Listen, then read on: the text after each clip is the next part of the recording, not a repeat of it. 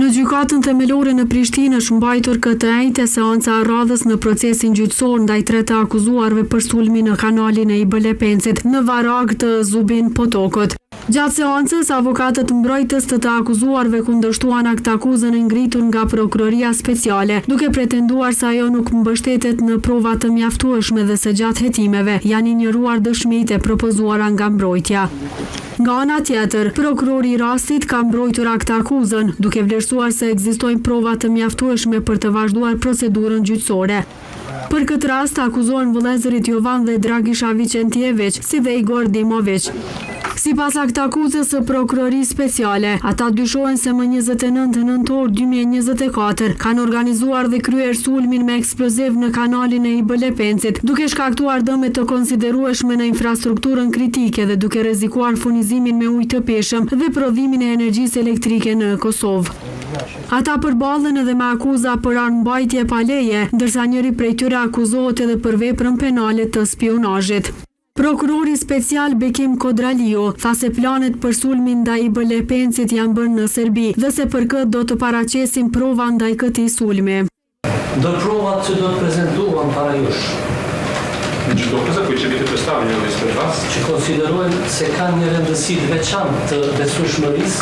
За koje se smatramo da imaju bitnu važnost i poverljivosti. Të veçantë të besueshmërisë. Është edhe raporti i ekspertizës, I izvještaj, znači vještačenje, ekspertize, i mostrave të dhënë, tragove, mostre, znači uzroka zemlje, të realizuara nga laboratoret koje su ostvarene od strane laboratorije. e Byros Federale të Hetimeve të Shtetit të Bashkuara të Amerikës.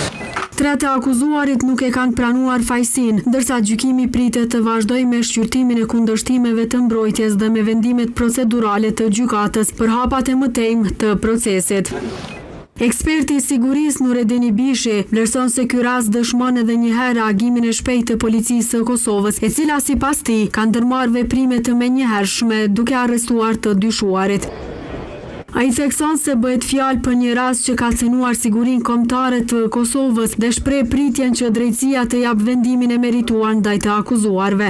Tash ka filluar faza e gjykimit, kur prokurori ka hapi rastin e dëgjoj partë, pse ata do kënë pafajshëm, provat flasin që ata janë të implikuar në aktin në tren, pra të cënimit të rend kushtetues të aktit terrorist. Ndërkohë, kryeministri në detyrë, Albin Kurti, ka bërë të ditur se Bashkimi Evropian ka miratuar kornizën investuese për Ballkanin Perëndimor, përmes të cilit Kosova do të përfitojë mbështetje financiare për projekte në fusha prioritare. Në kuadër të kësaj, përfshihet edhe asistenca teknike për përgatitjen e investimit në hidrosistemin IBL-Penc. Ky zhvillim vjen pas sulmit ndaj kanalit të IBL-Pencit, i cili u dëmtua nga një shpërthim me lëndë plasëse në një pjesë të këtij sistemi, i konsideruar infrastrukturë kritike për Kosovën.